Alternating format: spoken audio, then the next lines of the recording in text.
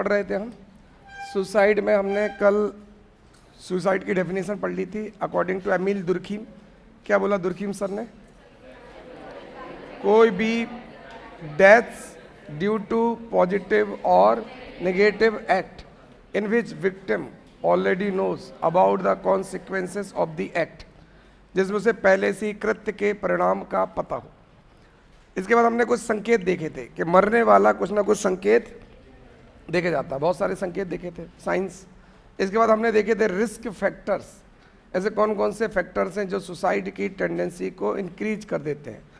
Individual risk factor, व्यवस्था हो गई तुम्हारी, है ना। इसके बाद दूसरा स्कूल, तीसरा, चौथा कम्युनिटी रिस्क फैक्टर, है ना। अब हमें आज लिखना है सपोर्टिव रिस्क फैक्टर। अब हमें देखना है कौन कौन से ऐसे फैक्टर्स हैं जो सुसाइड की टेंडेंसी को कम करते हैं। तो अब अपन को प्रोटेक्टिव फैक्टर्स, ठीक है। तो अब हमें प्रोटेक्टिव फैक्टर्स पढ़ने हैं और इसमें पहला लिख दो इंडिविजुअल प्रोटेक्टिव फैक्टर्स, व्यक्तिगत। तो अब हमें पढ़ना है आत्महत्या के जोखिम को कम करने वाले सुरक्षा कारक, प्रोटेक्टिव फैक्टर्स जो प्रिवेंट करते हैं सुसाइड को।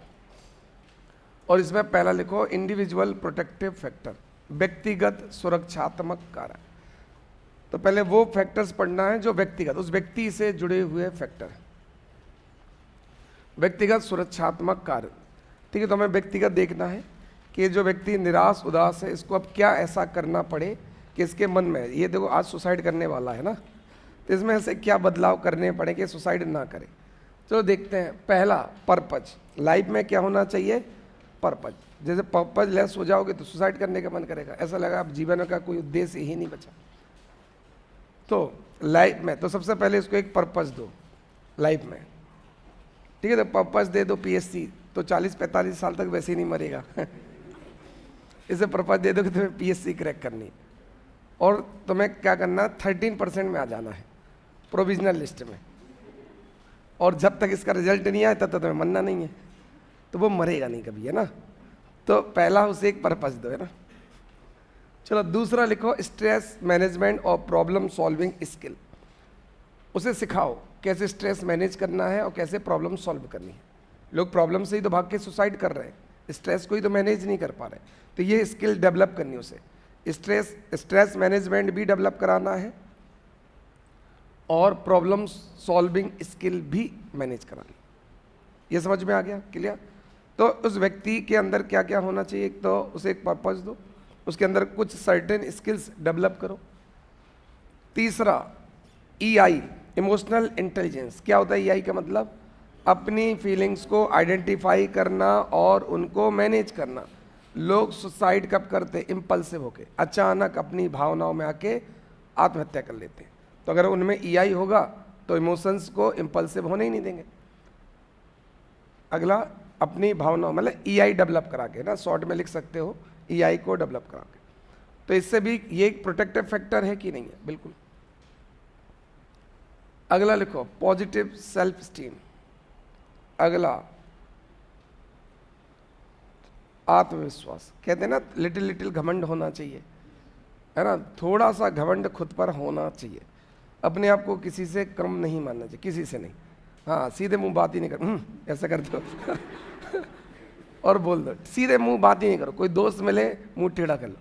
मतलब कहने का मतलब, जिस व्यक्ति में थोड़ा सा सेल्फ स्टीम होता है वो मरता नहीं है। वो कहता है कुछ प्रूव करना, कुछ दिखाना है, मरना थोड़ी है। चाहे जितनी बड़ी प्रॉब्लम आ जाए उसे लगता है ये छोटी सी प्रॉब्लम है। पता चला लड़की के 8-10 भाई आए कूट के चले, कोई दिक्कत नहीं, छोटी सी प्रॉब्लम है। इतना तो रिस्क लेना पड़ेगा। बैंक करप्ट हो गए, घर दिवालिया, छोटी सी प्रॉब्लम है। प्रधानमंत्री आवास योजना बनी इसीलिए थी कि हम जैसे बेघर लोगों को घर मिले, है ना। खाने को नहीं है, कोई दिक्कत नहीं, PDS 1 रुपये लेके चले जाओ, है ना। न कितने मंदिर जहाँ सुबह शाम खाना चल रहा, दिन में लंगर चले जाओ, शाम को खजराना मंदिर चले जाओ, और वहाँ लिखा अन्य क्षेत्र, प्रवेश करो, अन्य क्षेत्र से ही लौटाओ। क्या, और एंट्री पॉइंट पे दे दिया, आदमी खाना खाए वहीं से लौटाएगा, मंदिर भी नहीं जाएगा। कैसा खाना, अरे तो शाम को टाइम लिखा ना उसमें, कितने से इतने बजे खाना मिलता है, ये सब है। वहां तक खाना खाने गए हाँ अच्छा ठीक है। तो अगर व्यक्ति में आत्मविश्वास होगा, आत्मसम्मान होगा, तो सुसाइड। तो आत्मविश्वास ना होने पर, कॉन्फिडेंस ना होने पर ही, जब उस सेल्फ स्टीम उसका लो होगा तभी वो सुसाइड करेगा। जब उसका कॉन्फिडेंस हाई होगा तो वो कभी नहीं करेगा। जैसे एग्जाम निकला, नहीं क्रैक हुआ, तो वो सुसाइड नहीं करेगा, क्योंकि उसे पता मैं अगली बार क्रैक कर लूंगा। पर सेल्फ स्टीम लो होगा तो सुसाइड कर लेगा। बात समझ में आ रही? तो ये डेवलप करना है। अगला लिखो, कोई हॉबी। ठीक है, इसलिए पीएससी में पहले से बता देते, हॉबी पूछते हैं, डेवलप करो, है ना, जिससे व्यक्ति बेचारा मरे ही नहीं कभी। हॉबी डेवलप करते करते उसे मजा आने लगे। कोई खेल, कोई स्पोर्ट्स, है ना। अभी कल एक बच्चे ने अब एक बुक लिखी है ना, आपके बैच की है, उर्वशी, उसने एक बुक लिखी बहुत शानदार, पब्लिश हो रही है जून में। 2-3 बच्चे मुझे दे गए हैं पिछले 2-3 साल में, बहुत अच्छी अच्छी बुक्स लिखी है। शिवम ने लिखी है पंचायत, एक लिखी गांव की पंचायत के चुनाव के ऊपर, एक बहुत अच्छी बुक है पंचायत। चुनाव कैसे होते हैं, कैसे हारते हैं, कैसे जीतते हैं, गरीब आदमी कैसे चुनाव जीतता है, पर उसमें कैसी खराबियाँ आती है, इस पर बुक लिखी है पंचायत। उसका नाम ऐसी देसी नाम है कोई। इसके बाद कल मेरे पास जो बुक आई थी वो है कि हम अपने जीवन को कैसे देखते हैं, अपना लक्ष्य कैसे डिसाइड करते हैं, बहुत अच्छी बुक है, कल पढ़ी। और एक बुक थी ट्रांसजेंडर्स पे, एक लड़के को ट्रांसजेंडर से प्यार हो जाता है कोचिंग करते समय, तो फिर उनका रिश्ता कैसे चलता है उस पर लिखी। तो ऐसे ऐसी कॉपी, तो समझ रहे, ऐसे बच्चे सुसाइड नहीं करेंगे कभी, क्योंकि क्रिएटिव हो चुके हैं, है ना। इसके बाद अगला, study, engagement with study. Study में एंगेज कर दो, ठीक है। अगर हॉबी से नहीं माने तो फिर उसे पढ़ाई पे मजबूर कर दो। सर क्लास नहीं चल रही है, बार बार रुक रही है, क्या ये सबके साथ हो रहा है कि आपके ही नेटवर्क में दिक्कत है? तो एंगेज कर दो इस स्टडी में। अगला एक होता है शॉर्ट एनालिसिस, एक एनालिसिस होता है शॉर्ट एनालिसिस, स्कूल में भी कराते हैं, सब जगह कराते हैं। स्ट्रेंथ, वीकनेस, अपॉर्चुनिटीज और थ्रेट्स, हर बच्चे का एक एनालिसिस होता है कि उसकी स्ट्रेंथ क्या है, उसकी वीकनेस क्या है, इसे बोलते हैं short analysis. Strength, weakness, opportunities और थ्रेट्स। अगर हर बच्चे को अपनी स्ट्रेंथ पता, अपनी वीकनेस पता है, तो उसे पता है कि कैसे अपनी वीकनेस को कवर करते हुए स्ट्रेंथ पे काम करना है। जैसे अपन मैच देखते हैं तो हर बॉलर, हर बैट्समैन की कोई ना कोई वीकनेस रहती है, उस पर लोग काम करते हैं, तो उसको सही चल रही है। तो बाकी बच्चे कह रहे प्रॉपर चल रही है, मतलब हमारी साइड से कोई गलती नहीं है ना। चलो अब हमें पढ़ना है प्रोटेक्टिव फैक्टर्स एट स्कूल। ये समझ में आ गया उस व्यक्ति में क्या बदलाव आने चाहिए जिससे वो आत्महत्या के विचार ना करे। क्या क्या चेंजेज आने चाहिए? पहला चेंज क्या है? कोई पर्पस दो। दूसरा, तीसरा, देखो उसको हॉबी में इन्वॉल्व कर दो, एंगेजमेंट स्टडी में एंगेज कर दो, और उसको उसका कॉन्फिडेंस बढ़ाओ, उसको ईआई डेवलप करो, उसके अंदर स्किल लाओ, प्रॉब्लम सॉल्विंग, है ना, स्ट्रेस मैनेजमेंट, ये सब उसको सिखा दो। तो ये सब इंडिविजुअल फैक्टर्स प्रोटेक्टिव फैक्टर्स हो जाएंगे। अब लिखो स्कूल। स्कूल में लिखो पहला, पॉजिटिव स्कूल इन्वायरमेंट। पहला लिखो, कोई उसे बुली ना करे, टीज ना करे, चिढ़ाए नहीं, डेढ़ पसली, छोटा हाथी, है ना। तो इस तरह से बुली या वो ना करें। किसी के घर में कोई प्रॉब्लम हो, है ना, किसी के मम्मी पापा के डिवोर्स हो गया तो घर पे चढ़ा रहे, स्कूल में चढ़ाते हैं कि देखो ये देखो इसका, देखो इसके बाप ने इसे छोड़ दिया, ये हो गया। तो इस तरह से बुली ना करें, एक अच्छा पॉजिटिव इन्वायरमेंट मिले आपके क्लासमेट्स के द्वारा, आपके टीचर्स के थ्रू। तो इसमें सुसाइड करने के चांस कम हो जाएंगे जब माहौल बहुत अच्छा मिलेगा, इमोशनल सपोर्ट मिलेगा। कुछ नहीं, आत्मा है, भूत है, प्रेत है ना, ऐसे आती रहती दोनों तरफ से ना। इसके बाद अगला फैक्टर क्या होगा? स्कूल और फैमिली के बीच में कनेक्शन हो। अगला, स्कूल और फैमिली के बीच में कनेक्शन हो। स्कूल और फैमिली के बीच में कनेक्शन हो। स्कूल और फैमिली के बीच में कनेक्शन हो। इसमें ऐसा है, जैसे मैंने आज सोचा था, है ना, आज सोचा था कल करेंगे।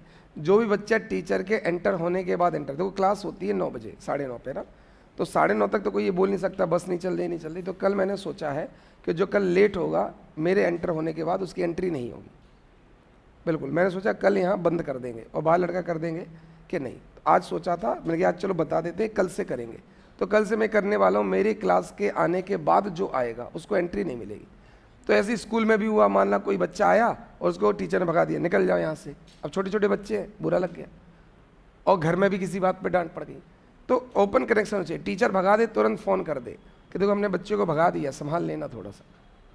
तो क्या होगा, फिर फैमिली उसको कोई बात नहीं, टीचर आपके भले के लिए तो कर रहा है। ऐसे लेट जाओगे तो फिर ये तो धर्मशाला सी होगी कि जब आया मन तब आए, जब मन आए तब चले गए, फ़ोन आ रहा चले गए। तो धर्मशाला जैसी फीलिंग आती है टीचर को जब पढ़ाते समय बच्चे आते हैं।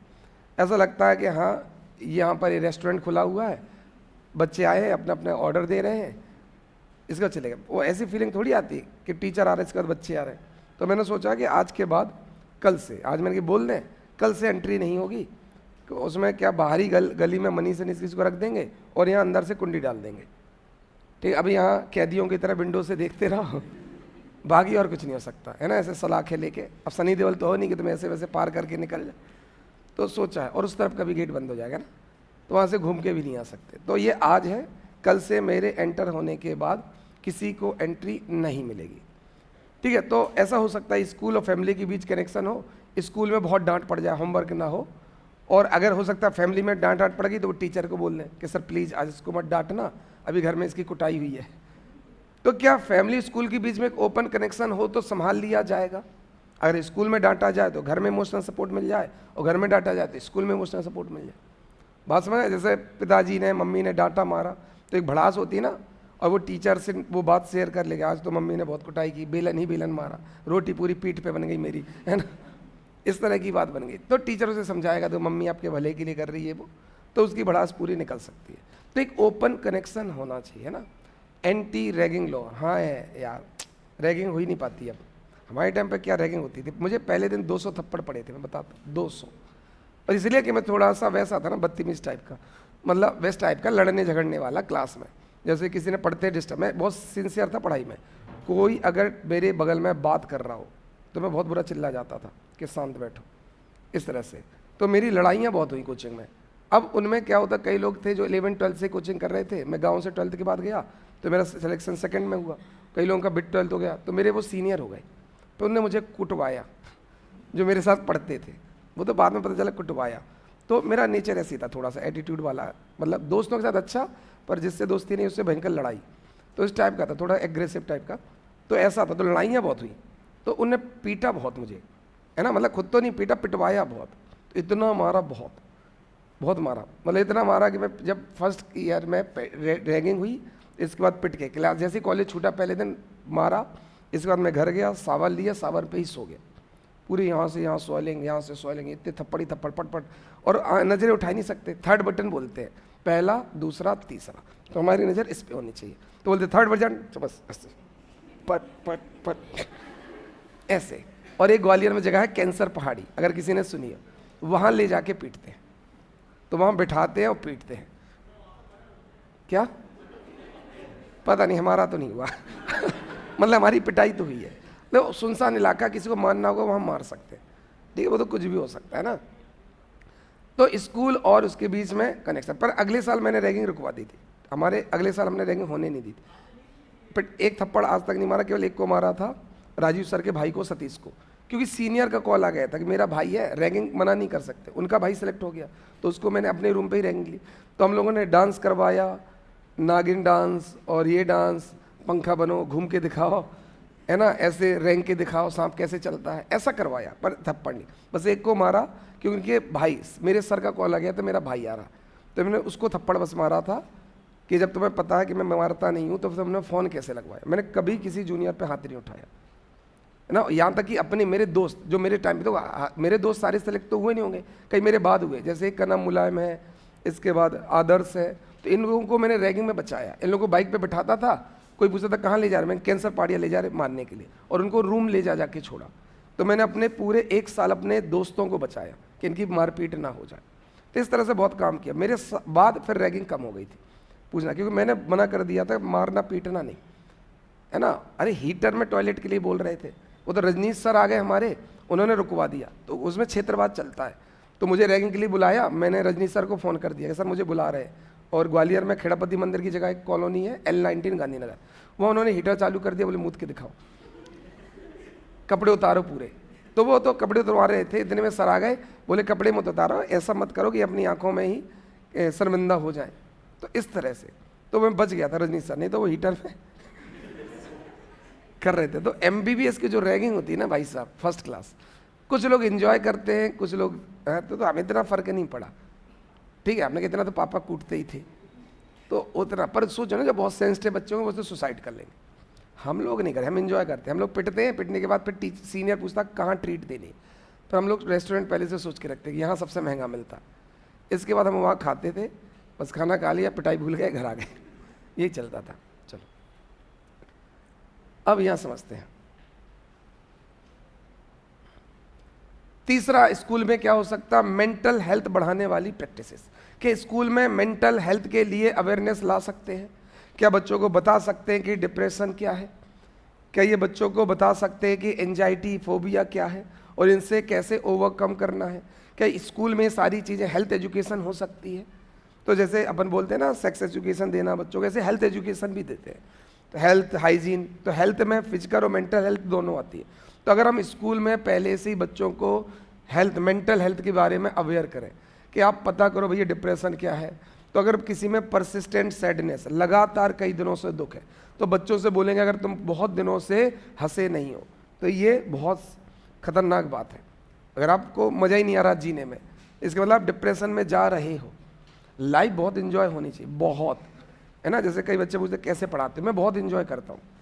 अभी 8 बजे से पढ़ा के आया हूँ, है ना, अभी तुम्हारे यहाँ पढ़ा रहा हूँ। तो ऐसे नहीं तुम्हारा बैच मेरा पहला है, पहले अभी क्लास लेके आया हूँ फाउंडेशन में पढ़ा कर फिर तुम्हें पढ़ा रहा हूँ, ठीक है। और रात को ख़त्म लास्ट में करता हूँ। ये लोग लाइब्रेरी आए थे, कल भी पढ़ा ही रहा था रात को, तो 11 साढ़े 11 तक भी पढ़ा रहे, सुबह 8 बजे भी पढ़ा रहे।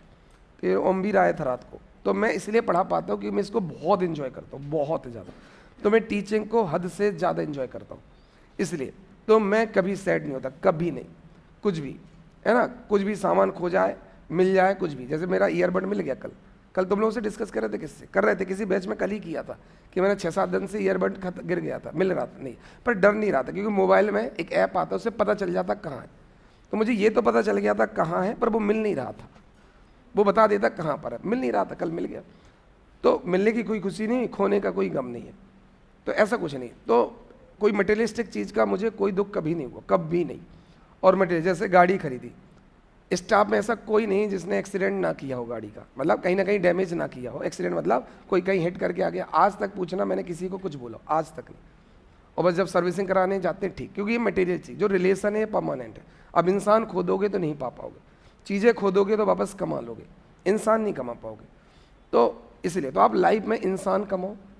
लाइफ बिल्कुल, चाहे आपका बुरा वक्त चल रहा हो, अच्छा वक्त चल रहा हो, घर की कैसी भी कंडीशन, आप हैप्पी रहो, आप हैप्पी रहो, पॉजिटिव रहो, सारी चीज़ें ठीक हो जाती। इस तरह से अपन को करना।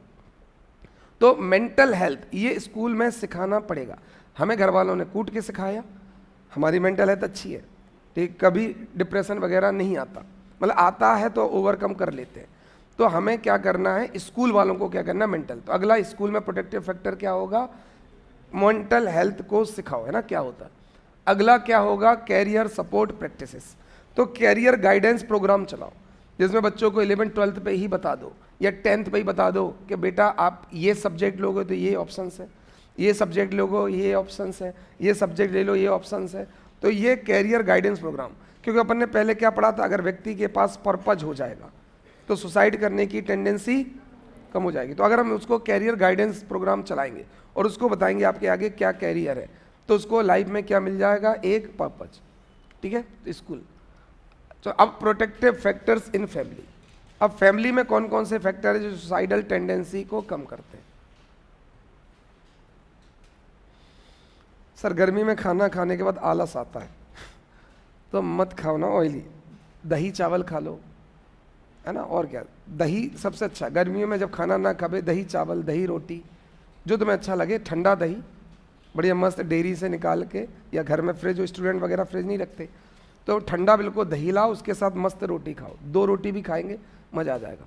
तो गर्मियों की डाइट तो फिक्स है, शाम को दही खाओ अगर गर्मी लग रही है, बाकी कोई दिक्कत ही नहीं। चलो, पहला strong bond, strong family bond.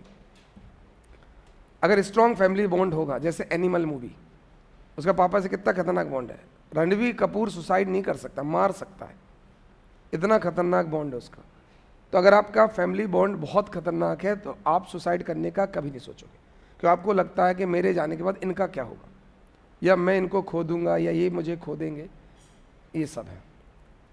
ठीक है, तो फैमिली बॉन्ड अच्छा जिनका होता है, देखो जो आइसोलेटेड हो जाते हैं वो सुसाइड ज़्यादा करते हैं, पर जिनका बॉन्ड बहुत अच्छा है वो सुसाइड नहीं करते। चलो दूसरा फैक्टर लिखो, secure, stable and safe home environment. जैसे कई जगह बहुत कॉन्फ्लिक्ट, लड़ाई झगड़े चलते हैं, डेली पति पत्नी के झगड़े चल रहे, बच्चा देख रहा। कई जगह ऐसी फैमिलीज होती है कि लड़कियां सेक्सुअली एक्सप्लॉइट होती हैं। ज़्यादातर जो लड़कियों के साथ सेक्सुअल हरासमेंट होता है वो घर के अंदर होता है। तो लड़की को कैसा, क्या सेफ इन्वायरमेंट दे पा रहे हो कि नहीं?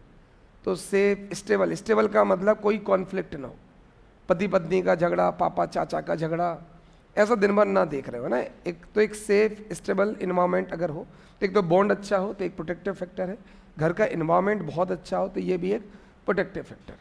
अगला है, अच्छा कॉन्फ्लिक्ट तो ठीक है उसी में आ जाएगा, तो इसमें दो ही लिख लो, एक लिख लेना बॉन्ड और दूसरा लिखना फैमिली इन्वायरमेंट। तीसरा और लिख सकते हो, तीसरा लिख सकते हो फैमिली वैल्यूज। तीसरा लिखो फैमिली वैल्यूज, तीसरा फैमिली वैल्यूज, पारिवारिक मूल्य। क्या फैमिली में आपको ऐसे वैल्यूज मिल सकते हैं जो आपको स्ट्रेस मैनेजमेंट में काम आ सकते? एक मूवी बहुत पुरानी है, खोटे सिक्के, नाम सुना है, फिरोज खान की। उसमें उनके पिताजी एक गाना कहते हैं, जीवन में कभी डरना नहीं, हिम्मत वाले को कभी मरना नहीं। एक गाना है, कभी यूट्यूब पे आज सुनना, मेरा बचपन में सॉन्ग बहुत फेवरेट होता था। इसमें वो डाकू बन जाता था, तो मेरी फैंटेसी थी मैं डाकू बनूंगा, है ना, क्योंकि वो उसमें ड्रेस बहुत अच्छी रहती। फिरोज खान उसमें डाकू, डाकू मतलब एक घोड़ा रहता है, बंदूक रहता है उस घोड़े में, वो ड्रेस बहुत अच्छी, काउबॉय वाली ड्रेस नहीं होती जो यहाँ से बंद हो जाता है, आजकल उसको कुछ और बोलते हैं, लड़कियाँ पहनती उस ड्रेस को, क्या बोलते हैं, क्या बोलते हैं उस ड्रेस को? अरे यहाँ से गला बंद हो जाता और ऐसा पूरा ऐसा, यहाँ से इतना इतना, क्या, अरे उसका नाम होता है, ड्रेस समझ पा रहे हो कि नहीं? क्या कर रहे हो? ऐसा मान लो, तो यहाँ ऐसा रहता है गोल गले का, और ये ऐसा यहाँ तक रहता है, बस ऐसा कपड़ा फैला रहता है, सर्दी वर्दी में या उससे बचा सकते। पोचे, हाँ ऐसे, क्या बोलते हैं, क्या बोलते हैं, पोच पोच ऐसे कुछ बोलते हैं ना, पोचो, जो भी हो, ड्रेस समझ गए, जो भी, मुझे नहीं पता, लड़कों की वो ड्रेस है भी नहीं, लेकिन वो ड्रेस फिरोज खान ने पहनी थी, क्योंकि पहले वो जो काउबॉय होते थे वही हैट और वो ड्रेस पहनते थे। अब वो लड़कियों ने शुरू कर दिया, वो ड्रेस लड़कों की थी, काउबॉयज की, तो वो ड्रेस याद आ रही, तो वो हैट था और ब्लैक कलर का वो पोचे था, जो भी पोचो जो भी हो, नहीं पता, पोचो जो भी हो, पोचो ना, हाँ पोचो। तो मेरी फैंटेसी थी कि मुझे डाकू बनना है, क्यों? क्योंकि डाकू पोचो पहनते, तो जो ब्लैक कलर का पोचो, फिरोज खान से स्मार्ट आज तक बॉलीवुड में कोई आया ही नहीं। फिरोज खान से, आपने अगर पुरानी मूवी नागिन वाली देखी हो कोई भी, तो मैं, हाँ वो तो अगर स्कूल में उसमें कोई पूछता कि आप बड़े होके क्या बनोगे, मैं कहूँगा डाकू, ऐसा था। तो उसमें गाना है, कभी आप सुनना, जीवन में कभी डरना नहीं, हिम्मत वाले को कभी मरना नहीं। जिसमें हिम्मत है ना उसको कभी मरना नहीं चाहिए, जिसमें हिम्मत है, तो एक गाने हैं, तो उसमें वो कभी भी नहीं डरता। फिरोज खान पूरी मूवीज़ में डाकुओं के अगेंस्ट लड़ता है और पूरे गांव वालों को सपोर्ट करता है। तो अगर परिवार हमें बचपन से ऐसी चीज़ें सिखाए कि बेटा चाहे कितनी भी बड़ी मुसीबत आ जाए हमें डरना नहीं है, बेटा हर समस्या का कोई ना कोई समाधान होता है, तो अगर बचपन से बच्चों के सिखाओ तो तुम्हें क्या लगता है उनके माइंड में बात बैठेगी नहीं? जब उनका दोस्त परेशान होगा तो वो कहेगा अरे मेरे दादाजी कहते हैं कि चाहे जितनी बड़ी प्रॉब्लम हो उसका कोई ना कोई सॉल्यूशन निकल ही आता है। तो क्या हमारे अंदर ऐसी भावनाएं आ जाएंगी? तो तीसरा फैक्टर है पॉजिटिव फैमिली वैल्यूज। ये कैसा फैक्टर हो जाएगा? Protective factor. बात समझ में आ गई? क्लियर? तो कौन कौन से प्रोटेक्टिव फैक्टर हो गया? एक अच्छा बॉन्ड होना चाहिए, दूसरा अच्छा इन्वायरमेंट होना चाहिए, और तीसरा अच्छे मूल्य मिलने चाहिए, अच्छे पारिवारिक मूल्य। चलो अब अगला प्रोटेक्टिव फैक्टर हो जाएगा सोसाइटी। फैमिली के बाद मेरे ख्याल से सोसाइटी, समाज। अगला हो जाएगा समाज। अगला प्रोटेक्टिव फैक्टर हो जाएगा समाज। इसमें पहला है strong social network. Strong social network, strong social network, strong social network. अब मुझे बताओ, गांव और शहर कहाँ सोशल नेटवर्क है, समाज का बॉन्ड बहुत अच्छा होता है, गांव में या समाज शहर में? तो मुझे बताओ सुसाइड रेट ज़्यादा कहाँ है? शहर में। जब आपका कम्युनिटी बहुत अच्छा होता है तो क्या है, आप अकेले रह ही नहीं पाते, आपको कोई ना कोई बुला लेने आ जाता है, कोई ना कोई गांव में कोई ना कोई मेला लगा रहता है, पता चला गांव में दंगल चल रहा है तो फ़ोन कर दिया, पता चला वो लटकने ही जा रहा था, इतने फ़ोन आ गए, कहाँ है, दंगल है, बोले नहीं भाई मेरा मन है, अरे ऐसा कैसे नहीं, वहीं घर से आके उठा के पटक देंगे तुम्हें, चल रहे हो कि नहीं चल रहे। तो गांव के दोस्त हक बहुत जताते हैं, शहर के लोग नहीं जता पाते, क्योंकि शहर के लोग, एक वर्ड चलता है ना, मेरा प्राइवेट स्पेस, एक शहर में शब्द चलता है प्राइवेट स्पेस, कि please give me my some space, ऐसा बोलते हैं ना। गांव में कोई स्पेस नहीं होता, गांव में अलग से रूम नहीं, सोने के लिए तुम्हें स्पेस नहीं है, बता रहे, मैंने बोला मुझे आज तक नहीं मिला कोई, सबके रूम बने हैं, पर मेरा जो पर्सनल रूम है उसमें क्या होता है, सुबह जब मैं सो के उठता हूँ तो गद्दा फोल्ड करके अपने बेड में रख के आता हूँ और कहता हूँ कभी ना कभी तो यहाँ मिलेगा। तो उसमें एक ही हॉल में सब सोते हैं, सब एक ही हॉल में सोते हैं, सबके अलग अलग रूम, पर स्पेस ही नहीं मिला। और जैसे ही अलग रूम पे जाना चाहो तो मम्मी कहते क्यों जा रहे हो, और जा रहे हो तो मोबाइल यहाँ रख के जाओ। तो मम्मियाँ जो मिडिल क्लास की है ना, वो खतरनाक है, खतरनाक। तो स्पेस ही नहीं है, कहाँ तुम सुसाइड करोगे, है ना। तो मान लो गांव में जॉइंट फैमिली, कहाँ सुसाइड करो, एक घर में 5 लोग रह रहे, अकेले रूम में बंद रहोगे तब तो सुसाइड करोगे, या अकेले ही नहीं 5 लोग और सो रहे अगल बगल, ताऊ का लड़का, चाचा, सब वहीं तो सो रहे, कहाँ सुसाइड करोगे। जैसे ही उठो थोड़ी भी तो आँख खुल जाती है, कहाँ उठ रहे हो, कहाँ जा रहे हो। अगर तुम सोचो भी कि मैं जाऊँगा कुएं में डूब जाऊँ रात में, तो तुरंत उठो तो आंखें खुल जाती। मम्मियाँ लोग 3 बजे उठो सो आंखें खुल जाती, 4 बजे, ये से हुआ। चाहे रात को जितने बजे उठो, रात को लगे कि आप उठ के बात कर लो। रात को 3 बजे, 3:30 बजे, 4 बजे, जैसे ही उठ के बाहर आओ और वापस लौटो तो मम्मी अगले दिन पापा से बोल देते कि लड़का आपका रात को सोता नहीं है, 3 बजे उठ के बाहर बात कर रहा था। भाई मम्मी तुम सोती कब हो, खतरनाक है मम्मी भाई। दिन सुबह 5 बजे उठ जाती हैं, 2 बजे तुम उठ जाओ उन्हें पता है, तुम 3 बजे उठ जाओ उन्हें पता है, तुम 4 बजे उठ जाओ उन्हें पता है ना। तो भैया वो सुपर वुमेन है जो भी है। तो गांव में जो सोशल नेटवर्किंग है वो बहुत खतरनाक है, कोई स्पेस ही नहीं है, तुम्हें 1 सेकंड के लिए अकेला नहीं छोड़ेंगे, 1 सेकंड।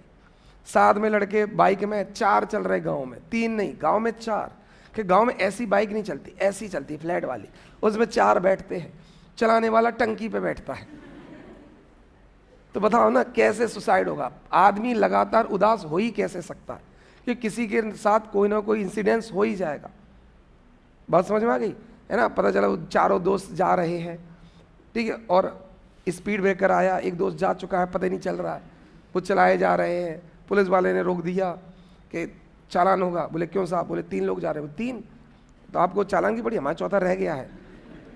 मतलब गांव में आप हंसते खिलगाते रहो, कोई ना कोई, आप देखो शाम को बुजुर्ग पत्ते खेलेंगे, वहाँ बगल में बैठ जाओ, बातें चल रही होगी। तो गांव में डिप्रेशन जैसा कुछ भी नहीं है। सुबह तालाब चले जाओ, 2-3 घंटे वहाँ नहा के आ जाओ, ठीक है। अब बारिश आने वाली है तो जामुन आ जाएगी, तो जामुन खा के आ जाओ। मतलब क्या नहीं है गाँव में, सब है। तो गाँव में एक अलग वाइब है, आप डिप्रेस हो ही नहीं सकते, बिल्कुल, ठीक है। तो एक सोशल सर्विस। दूसरा क्या हो जाएगा, mental health services, access to mental health service. बस गांव में ये प्रॉब्लम है, गांव में प्रॉब्लम है, वहाँ मेंटल हेल्थ एक्सेस नहीं है, ये बिल्कुल ध्यान से।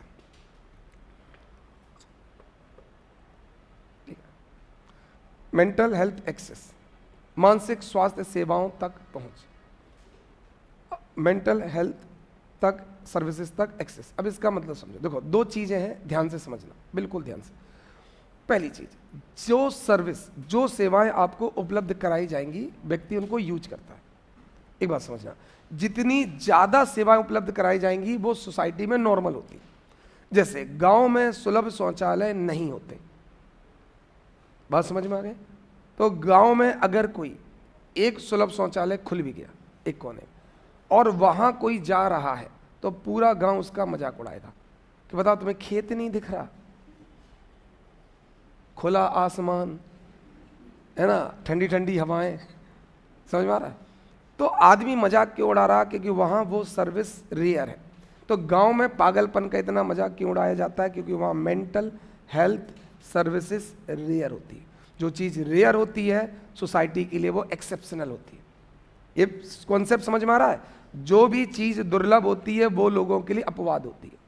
तो अगर कोई गांव में मेंटल हॉस्पिटल खुला या जिले में एक मेंटल हॉस्पिटल हुआ, गांव का कोई गया, तो उसका बहुत मजाक उड़ाया जाएगा, क्योंकि गांव वालों के लिए चीज़ रेयर है। पर हर मोहल्ले में एक मेंटल काउंसलिंग ऑफिस खोल दिया जाए, हर मोहल्ले में, तो व्यक्ति देखेगा ना शाम के चलो चलते हैं। जब हर मोहल्ले में होगा तो आदमी धीरे धीरे जाएगा, पर वो कॉमन हो जाएगा।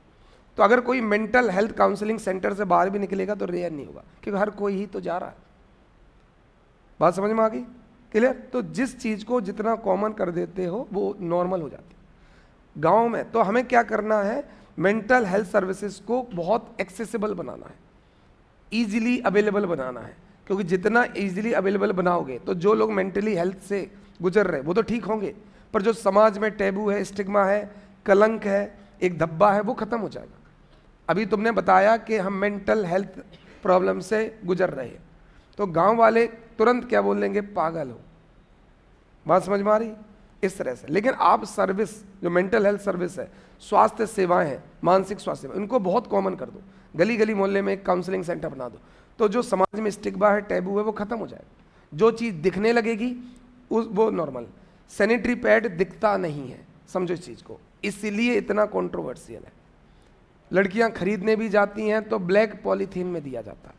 अगर लड़कियां सैनिटरी पैड ऐसे हाथ में लेके आ जाएं और ये सुबह शाम दिखना शुरू हो जाए तो फिर कॉमन हो जाएगा। बात समझ में आ रही है। तो हम सैनिटरी पैड पे इतना बवाल क्यों मचा देते हैं, क्योंकि दिखता नहीं है। कॉन्डोम्स नहीं दिखते, यहाँ तक कि जो सरकारी अस्पताल में डब्बा है वहाँ से भी लोग निकालते हैं तो देखते हैं कि कोई देख ना ले, कॉमन नहीं है, इसलिए बातचीत, इसलिए इतना कंट्रोवर्शियल है। तो जो चीज़ नहीं दिखती समाज उनको हवा बना लेता है। बात समझ में आ रही है। और जो इजीली एक्सेसिबल है उनका कोई हवा नहीं। बात समझ, जैसे इंडियन कल्चर में छोटी ड्रेस कॉमन नहीं है, तो अगर तुम किसी को मिनी स्कर्ट में देख लोगे तो हवा बन जाएगा कि फला फला की मोड़ी दिखी थी हमें इंदौर में मिनी स्कर्ट, हवा बन जाएगा, क्योंकि ये ड्रेस कॉमन नहीं है। पर सारी लड़कियां अगर ये ड्रेस पहनने लगेंगी कोई चर्चा ही नहीं करे। तो हमारा समाज ऐसा ही है, जिसको जितना छिपाया जाओगे वो उतना ही उसे जानना चाहेगा। तो मेंटल हेल्थ सर्विसेज को छुपाओ मत, लोगों तक पहुंचाओ। तो लोगों के लिए जो स्टिग्मा है, टैबू है, हवा मन जाता है, वो खत्म हो जाएगा। तो मेंटल हेल्थ सर्विसेज को देने से दो फायदे अगर तुम्हें समझ में आ रहे हो। पहला फायदा, जो भी मेंटल हेल्थ प्रॉब्लम से गुजर रहा है उसको केयर मिलेगी, पहला। और जब समाज में मेंटल हेल्थ सर्विसेज कॉमन होगी तो समाज का जो स्टिग्मा है, जो समाज का कलंक है, जो समाज में एक हवा है, वो भी खत्म हो जाएगा। तो दोनों तरफा फायदे समझ में आ रहे हैं, क्लियर। तो पहला फायदा है लोगों को तुरंत मदद मिलेगी, और दूसरा फायदा है कि जो कलंक है वो धीरे धीरे स्टिग्मा कम होगा। तो अगला पॉइंट समझ में आ गया सपोर्टिव में कि दो फायदे होंगे इसमें, क्लियर हो गया। चलो इसके बाद अगला, रिड्यूस एक्सेस टू मीन्स, जिनसे वो सुसाइड कर सकता है वो दूर कर दो। रस्सी, चूहा मार दवाई, कीटनाशक, ये इजीली अवेलेबल होने चाहिए कि नहीं, नहीं होने चाहिए। बचपन में चूहा मार दवाई लेने जाते थे, दुकानदार दे देता था, नहीं देता था, बोलता था घर से किसी बड़े को भेजो, है ना। अभी तो आपकी सुसाइड की उम्र भी नहीं है, तो घर से कोई बड़ा आता, हाँ भाई साहब आप मरो, तो कुछ समझ में भी आता है ना, बच्चा कैसे मर सकता है, क्लियर हो गया। तो अगला क्या करना है अपन को, वो सारी चीजें जैसे बंदूक, पॉइजन, ऐसे और ऊंची जगह जैसे 5th फ्लोर 6th फ्लोर, यहाँ पूरा बंद कर दो, कोई बालकनी का कॉन्सेप्ट ही मत रखो, है ना। दिव्या भारती तो सुसाइड भी करने नहीं गई थी, केवल वो देख रही थी बालकनी से, बस वो ड्रंकन स्टेट में थी। दिव्या भारती पार्टी कर रही थी, बहुत नशे में थी, और जस्ट बालकनी से देख रही थी, वो गिर गई, डेथ ही हो गई। और तब उसकी डेथ के बाद पता चला वो मैरिड थी। ओम शांति ओम मूवी देखी है, मुझे बहुत कुछ दिव्या भारती जैसा लगता है। दिव्या भारती 14 साल की उम्र में ही एक्ट्रेस बन गई थी, और 16 साल तक सुपरस्टार बन गई थी, क्योंकि जितनी मूवीज़ की थी सारी दिव्या भारती हिट थी, सारी की सारी। उस समय का कल्चर था, अगर ये हो जाए कि हीरोइन की शादी हो गई है तो उसका कैरियर खत्म हो जाता था, कोई भी एक्ट्रेस। तो दिव्या भारती 16 साल में ही पॉपुलर हो गई थी, इसलिए उनके पति साजिद नाडियावाला ने कभी नहीं बताया। लेकिन जब डेथ हुई तो उनको पूरा एज अ सुहागन ही उनका अंतिम संस्कार हुआ, तब दुनिया को पहली बार पता चला। तो जब मैंने ओम शांति ओम देखी ऐसा, तो इसमें भी था कि दीपिका पादुकोण उसमें एक एक्ट्रेस थी, प्रोड्यूसर उनका पति था, दुनिया को वो बताना नहीं चाहते थे। तो वैसी कुछ स्टोरी मुझे लगी, हाँ ऐसा है।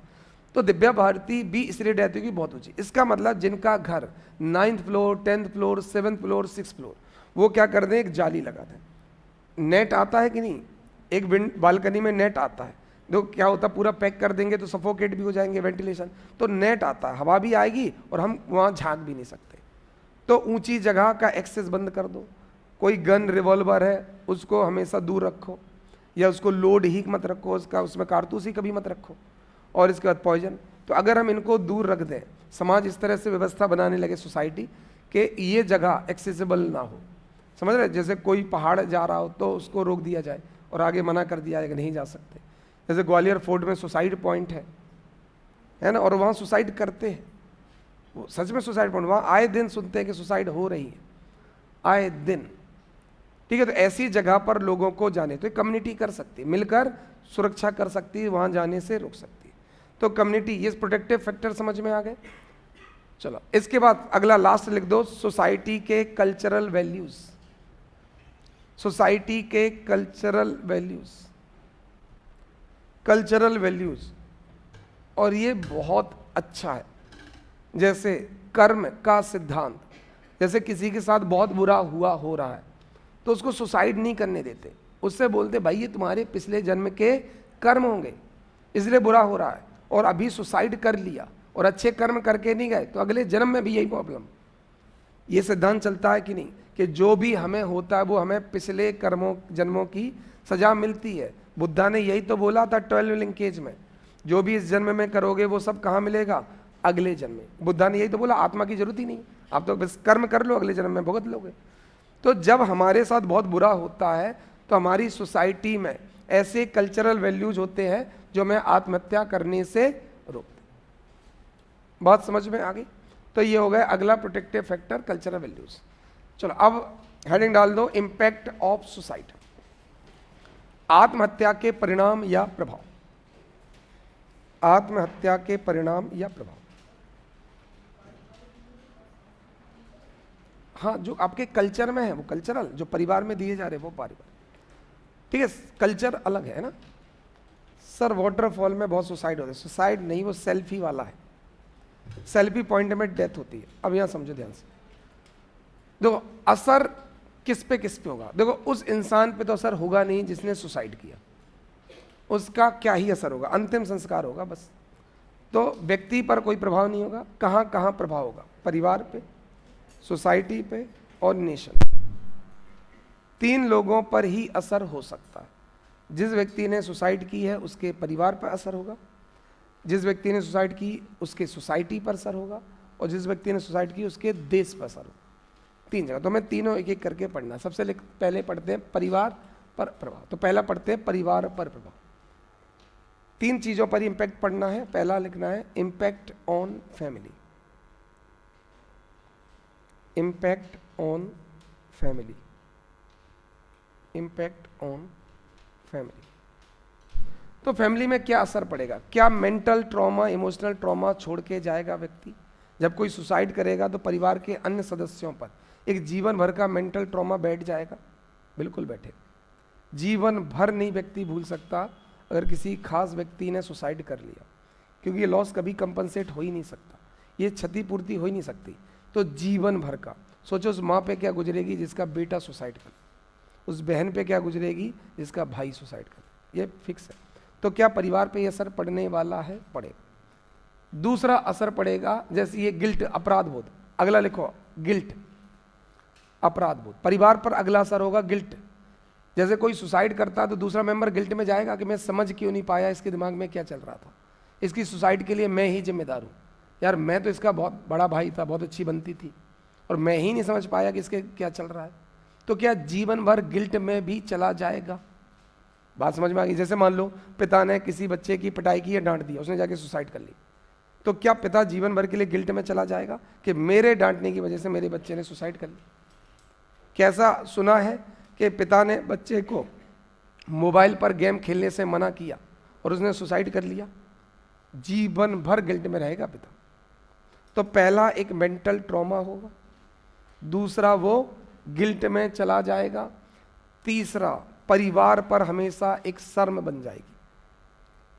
जैसे किसी परिवार के किसी बच्ची ने सुसाइड कर ली या लड़के ने सुसाइड कर ली, तो जब उनके यहाँ रिश्तेदार आएंगे या उनके यहाँ रिश्ता दूसरे बच्चे का आएगा तो क्या करें, अरे नहीं भाई उनके घर एक सुसाइड हो चुकी है। ये हो जाएगा कि नहीं कि उस परिवार पर जिंदगी भर के लिए कलंक बन जाएगा? बिल्कुल। अगर दो बहनें हैं, एक बहन ने सुसाइड कर दी तो दूसरे बहन के रिश्ते में बहुत दिक्कत जाने वाली है, क्योंकि जो भी देखने वाले आएंगे उन तक ये बात पहुंचा दी जाएगी कि उस परिवार में रिश्ता मत करो, वहाँ तो सुसाइड कर ली है। पता चला आपने शादी की और उसकी बच्ची ने सुसाइड कर ली तो आप पर दहेज केस, घरेलू हिंसा का केस हो लेगा। भाई साहब ऐसे घर से दूर ही रहो तो बहुत अच्छा। बात समझ में आ गया? क्या उस परिवार पर हमेशा के लिए कलंक जुड़ जाएगा? तो क्या असर हो रहा है उस परिवार पे? पहला है, दूसरा गिल्ट, तीसरा कलंक। इसके बाद इमोशनल, फाइनेंशियल, सोशल। हो सकता है ब्रेड विनर हो वही कमाने वाला हो, कैसा हो सकता है जिसने सुसाइड किया हो वही कमाने वाला इकलौता मेंबर हो, तो फाइनेंशियली इनस्टेबल हो जाएगी फैमिली, गरीबी रेखा में जा सकती है, पुअर हो सकती है ना अचानक। अगर जो कमा रहा वही सुसाइड कर ले तो इमोशनली तो हो गई इनस्टेबिलिटी, क्या फाइनेंशियली भी इनस्टेबल हो सकती है? परिवार में एकदम से गरीबी हो सकती है, बच्चों के स्कूल छूट सकते हैं। पता चला बच्चे स्कूल अच्छे महंगे स्कूल में पढ़ रहे थे, उनके पिताजी ने सुसाइड कर ली, अब पढ़ाने वाला ही कोई नहीं, तो क्या बच्चे अब बाल मजदूरी कर सकते हैं? बिल्कुल। ये बात समझ में आ गई? इकोनॉमी, आर्थिक रूप से भी अस्थिरता हो सकता है, ये तो ठीक है बच्चों पे। अब अगली हेडिंग डाल दो, सोसाइटी पर इम्पैक्ट। पहला समझ गए परिवार पर क्या असर पड़ेगा? परिवार पे तो दुनिया में इससे बड़ा मुझे गलत काम लगते ही नहीं है, सुसाइड होना ही नहीं चाहिए, क्योंकि आप पर तो कोई असर नहीं, जो सुसाइड करेगा उस पर क्या असर है, पर सोचो कितने लोगों पर इम्पैक्ट डाल के जा रहा है। अब अगला हमें पढ़ना सोसाइटी पर। पहला, सोसाइटी में फियर और इनसिक्योरिटी, मतलब समाज में एक माहौल बन जाएगा डर का। अगर समाज में 2-4 केसेस भी आ गए, हम कह रहे मोहल्ले में जिनके 2-3 केस आ जाएंगे मोहल्ले में, अब घर घर में डर बैठेगा कि हमारा बच्चा ऐसा ना कर ले, हमारा बच्चा, तो क्या एक माहौल क्रिएट हो जाएगा। अगर ऐसी इंसिडेंट्स फ्रिक्वेंट हो गए, अगर आत्महत्या की घटनाएं समाज में बहुत कॉमन हो गई, तो फिर क्या अब समाज में एक डर का माहौल बैठ सकता है? बिल्कुल, एक फियर बन जाएगा, है ना। अरे बीच में वो आया था, वो बाल काटने वाला, जो क्या बोलते, चोटी काटने वाला, तो समाज में एक डर का माहौल बैठ गया था ना, लोग छत पे सोते नहीं थे। एक मूवी दिल्ली 6 इसी कॉन्सेप्ट पे बनी है, तो पहले आ गया चोटी काटने वाला, न्यूज़ चैनल वाले तक आ गए, शर्म नहीं आ रही मीडिया को। न्यूज़ चैनल वालों ने इंटरव्यू दिखाए हैं, देखिए इनके यही वो बाल हैं जो वो काट के ले गया। तो ये कितना चला, कितनी खबरें आई कि आज इसके छत पे लेटा था। अब देखो होता क्या, जब ऐसी घटनाएं कॉमन हो जाती है तो क्या हर मोहल्ले में कुछ शरारती तत्व होते हैं? जैसे उन्हें पता कि ऐसा कॉमन है तो रात को गए चुपके से और बाल काट दिए, तो वहाँ भी वो सही हो गया। तो कहीं होता अभी कुछ नहीं है, पर अगर मुझे पता चल जाए कि ऐसा मोहल्ले में डर बैठा हो तो मैं चला जाऊँ, ऐसा बिल्कुल होगा। तो क्या मोहल्ले में एक डर का माहौल हो सकता है? बिल्कुल हो सकता है। दूसरा, मेंटल हेल्थ पर बात करने से लोग हिचकेंगे। अगला, सुसाइड करने से लोग मेंटल हेल्थ टॉपिक से डरेंगे। जितनी ज़्यादा सुसाइड होगी उतना लोग डरेंगे।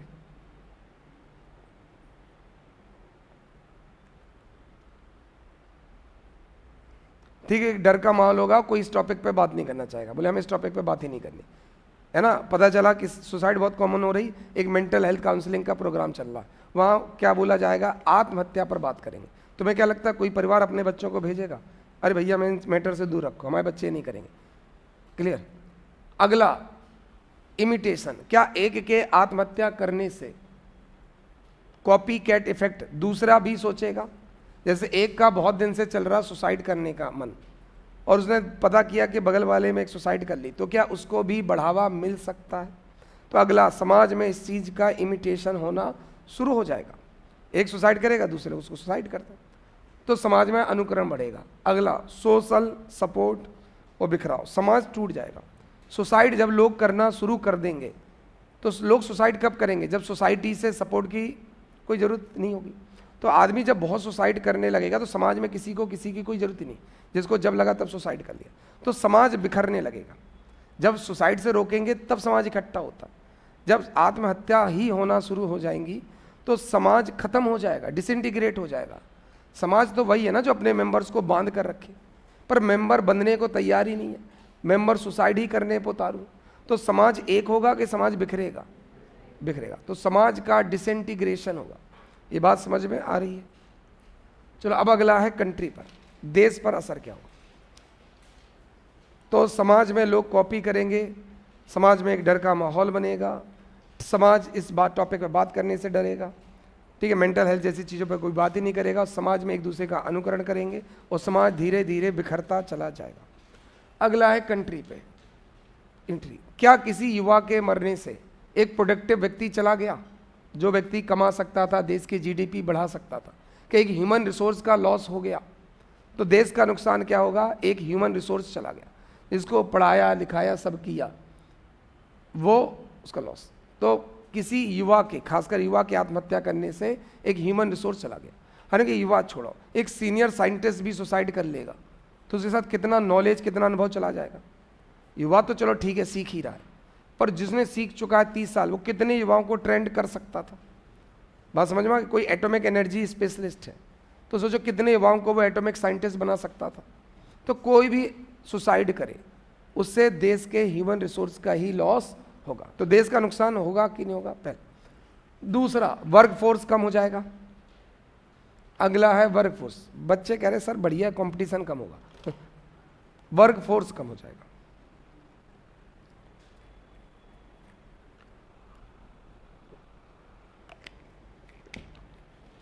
वर्क फोर्स कम होगा। तीसरा, क्या सुसाइड से हेल्थ सिस्टम में, क्योंकि सुसाइड करने के बाद सीधे उसको जलाने या दफनाने नहीं ले जाते, उसको कहाँ ले जाते हैं? हॉस्पिटल्स। तो क्या बहुत ज़्यादा सुसाइड बढ़ गई तो क्या डॉक्टर्स पर, हेल्थ सिस्टम पर बहुत लोड बढ़ सकता है? अच्छे खासे व्यक्ति हो। हॉस्पिटल्स किसके लिए होने चाहिए? जो बीमार है। हॉस्पिटल किसके लिए होने चाहिए? जिनका एक्सीडेंट हो गया। डॉक्टर उनको देखे कि जिन्हें अभी फांसी लगा ली उनको देखे? डॉक्टर तो एक ही रहेगा ना हॉस्पिटल में, उतने ही डॉक्टर्स हैं। पर लोग अगर सुसाइड हजारों लाखों में करने लगे तो कितने लोग हैं? डॉक्टर पूरी लास्ट तक कोशिश भी तो करेगा। कई बार ऐसा होता है, अब लोग एक्सपर्ट थोड़ी होते हैं, सुसाइड का अनुभव थोड़ी है कि आपको कितना अनुभव। तो कई लोग जो नोट लगाते हैं वो गलत लगा देते हैं। क्या है? नोट बिल्कुल परफेक्ट होनी चाहिए, परफेक्ट, किसी दिन सिखाएंगे। उसमें क्या है? वर्टिब्रल कॉलम टूटनी चाहिए। अगर वर्टिब्रल कॉलम टूट गई तो मर जाता है, पर कई लोगों को आती नहीं है, तो ट्रेकिया चोक हो जाती है और उनका दम घुटने लगता है।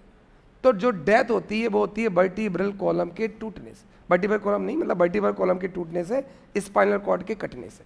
तो वर्टिब्रल कॉलम अलग हो जाती है और स्पाइनल कॉर्ड कट जाती है, व्यक्ति की डेथ हो जाती है। ये है एक प्रोफेशनल डेथ जो जल्लाद को सिखाई जाती है। फांसी देता है ना जल्लाद, तो उनकी ट्रेनिंग होती है कि कैसे कहाँ नोट लगाओ।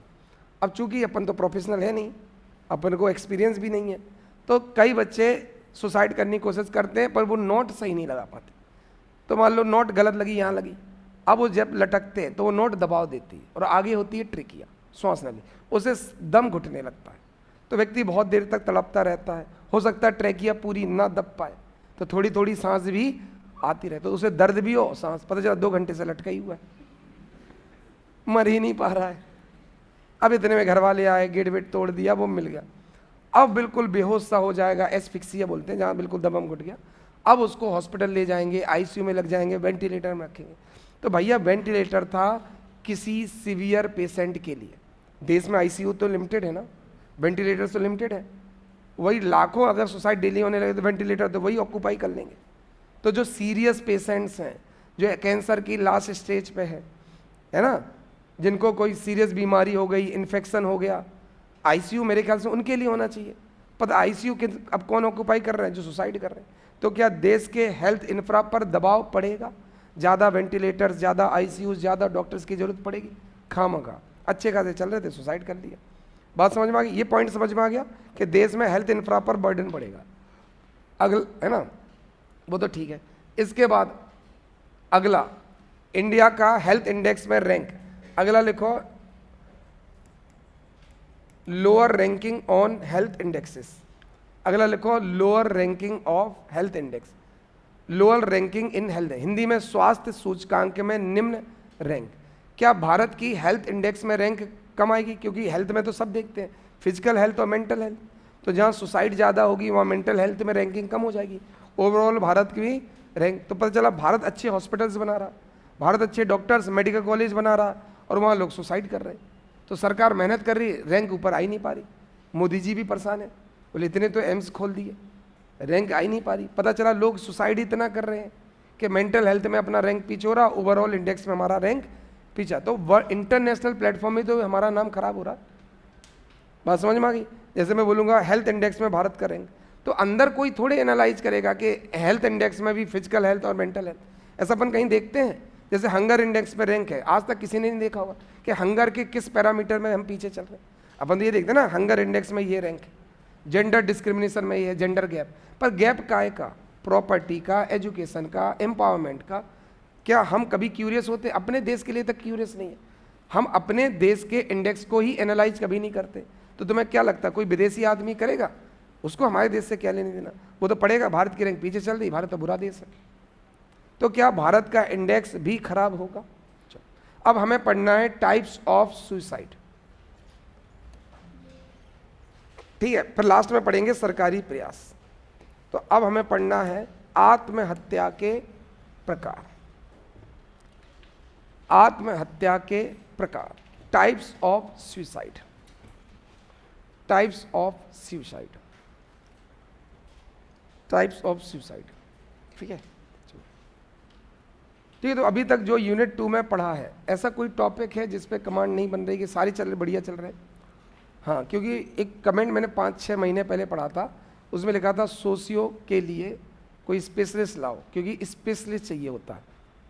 तो मैं कहा चलो देखते हैं, कोई स्पेशलिस्ट होते ही नहीं यार, कौन होता है? कोई स्पेशलिस्ट नहीं है ना? तो जो जितना सब्जेक्ट पे काम कर लेता वही हो जाता है।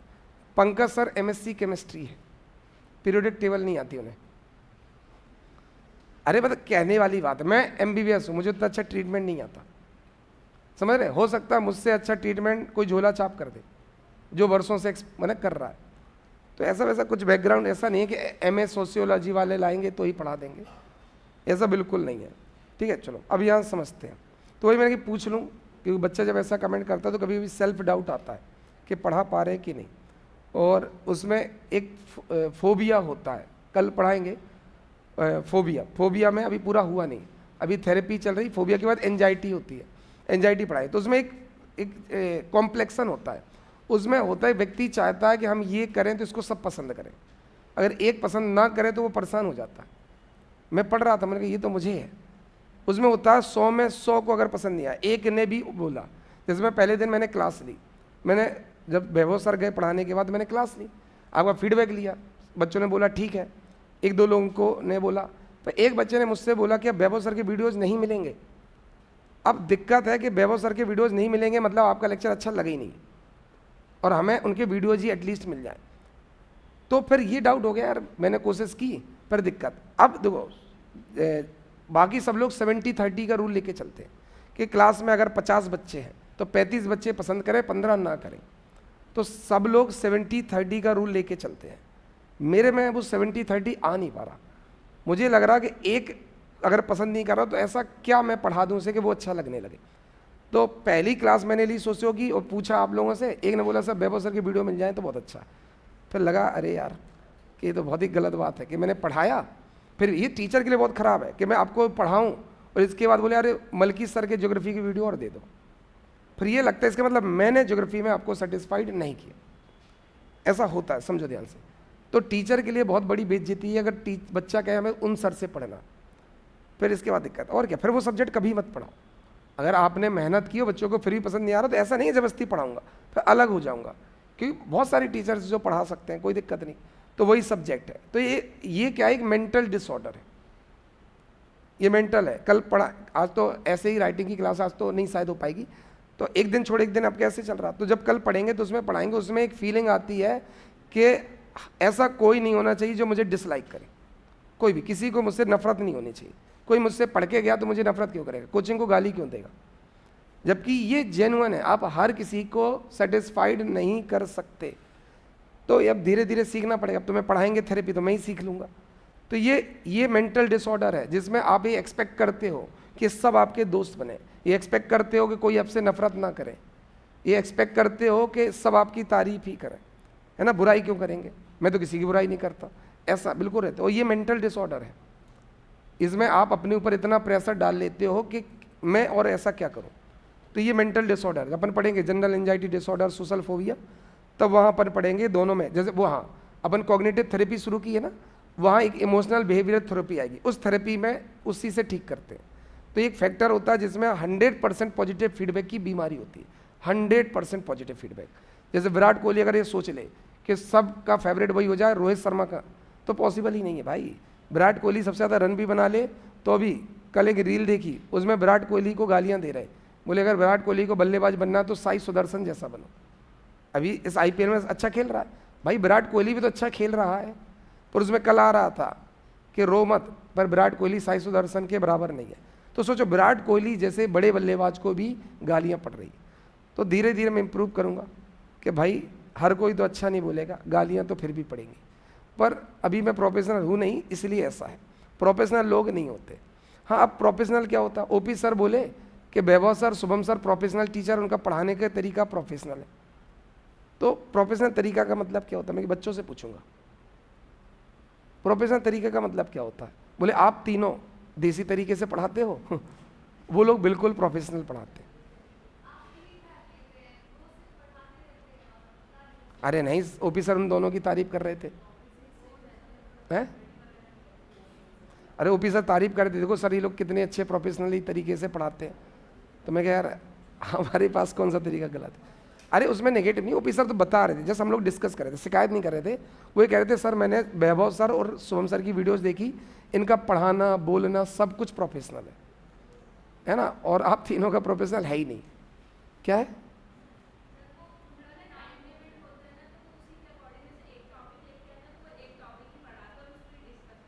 हाँ, टाइम नहीं है मेरे पास टाइम बिल्कुल नहीं है, नहीं है मेरे पास टाइम बिल्कुल नहीं। देखो, नहीं सुनो, तुम लोग समझ, जब तुम एग्जाम में जाते हो ना तो बातें याद आएंगी, ये तुम्हें लगता है। जितनी मैं बातें हंसी मजाक में करता हूँ, ऐसा एक बार हुआ था, हमारे यहाँ जूलॉजी मुनीश गुप्ता सर पढ़ाते, बहुत कॉमेडी करते। एक बच्चे ने शिकायत कर दी कि सर बहुत हंसाते, मतलब फालतू की, पर बच्चे ने डांट दिया, सर ने उनको डांट दिया, बोले एक ऐसा जोक बताओ जो टॉपिक से रिलेटेड नहीं था। और हम लोग सच में एक जोक उनका ऐसा नहीं ढूंढ पाए जो टॉपिक से रिलेटेड नहीं था, उनका हर एक जोक उस टॉपिक से रिलेटेड था, और उस मजाक में वो पॉइंट क्लियर होता था। तो बिल्कुल, तो एक टॉपिक बिल्कुल। और दूसरा ये भी यार, सुबह 8 से रात 11:30 तक मैं यहीं हूँ, मैं किससे बातें करूँ? अरे मुझे बताओ मैं किससे बताऊँ? 8 बजे से लगातार, कल मेरी क्लास 14 घंटे थी। अब आदमी मशीन नहीं है, अब मैं भैया किससे बोलूं कि आज मेरा ये सामान खो गया, आज ये सामान मिल गया। मेरे घर वालों तक से बात नहीं हो रही, समझ रहे, क्योंकि मोबाइल मेरा है ही नहीं, फ्लाइट मोड पर डला हुआ है, तो बात ही नहीं हो पाती। तो ऐसा लगता है कि 11 बजे खत्म हो, घर पे बात करने पे याद आता है टेस्ट 12:30 पे मॉडल आंसर देना है, 12:30 पे टेस्ट होते तो लगता है डिस्कशन कराने जाना है, फिर आता है 3 बजे आपको क्लास लेना है, फिर फाउंडेशन लेना है, फिर साहब को मेंटरशिप चलना है। तो घर वालों से बात नहीं होती कई दिनों तक, तो मैं बात किससे करूँ? मुझे इस समझ में नहीं आता मैं किससे। आप लोग तो क्लास के बाद ब्रेक में बात कर भी लेते होगे, घर जाके बात कर लेते होगे, मैं कब? मुझे तो वापस PPT बनानी है घर जाके, बाद में पढ़ना है। और अभी तो कई दिनों से सुंदरम में ही रुका हूँ, जो टाइपिंग रूम है वहीं सो रहा हूँ, वहीं खा रहा हूँ, वहीं से चला आता हूँ।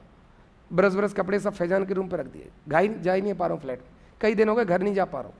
कल बताया था कपड़े ऑर्डर करने पड़े, क्यों घर ही नहीं जा पा रहा हूँ। तुम लोग कम से कम रात को घर तो जाते होगे, मैं ऑफिस में ही सो रहा हूँ, है ना। एक दिन रात को यहाँ ऑफिस में सोया, एक दिन सुंदरम ऑफिस में सोया, तो सो रहा हूँ ऑफिस में, तो मैं घर ही नहीं जा पा रहा हूँ कई दिन से। तो सोचो ना, व्यक्ति कहाँ बोले कहाँ बतियाए, तो ऐसा व्यक्ति मेंटल नहीं होगा तो क्या करूँ। मैं मेंटल इसलिए नहीं होता कि एंजॉय करता हूँ इस चीज़ को, मेरे लिए कोई प्रेशर या स्ट्रेस नहीं है कि मैं घर नहीं जा पा रहा हूँ, मैं एंजॉय कर रहा हूँ।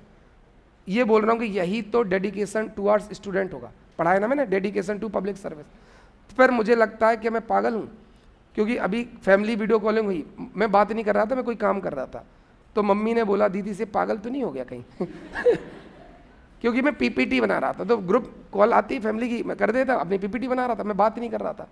तो मम्मी ने वीडियो कॉल बंद किया, दीदी से बोला ये लगता पागल हो गया पढ़ा पढ़ा के। फिर दीदी ने मुझे बोला, मैं कि नहीं मैं पीपीटी बना रहा था। तो वैसे ही है, मैं मेंटल कभी नहीं होगा क्योंकि मैं बहुत इंजॉय करता हूँ। अब यहाँ समझो, अब हमें पढ़ना है टाइप्स ऑफ सुसाइड।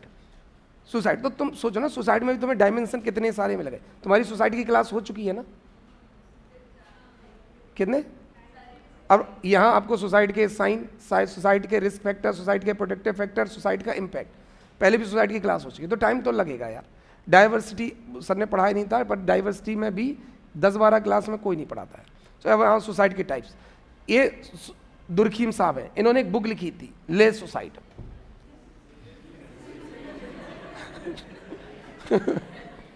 अरे फ्रेंच है फ्रेंच, तो फ्रेंच में मतलब अलग होता है। इन्होंने 1897 में एक बुक लिखी थी। तो एमिल दुर्खीम ने एक बुक लिखी थी, क्या था, ऐसा लग रहा है बेच रहे हो सुसाइड, है ना, ले सुसाइड। तो उन्हें भाई साहब कैसे दी सुसाइड? बोले 4 सुसाइड है, कौन से चाहिए भैया? ये चाहिए, ये चाहिए, ये चाहिए।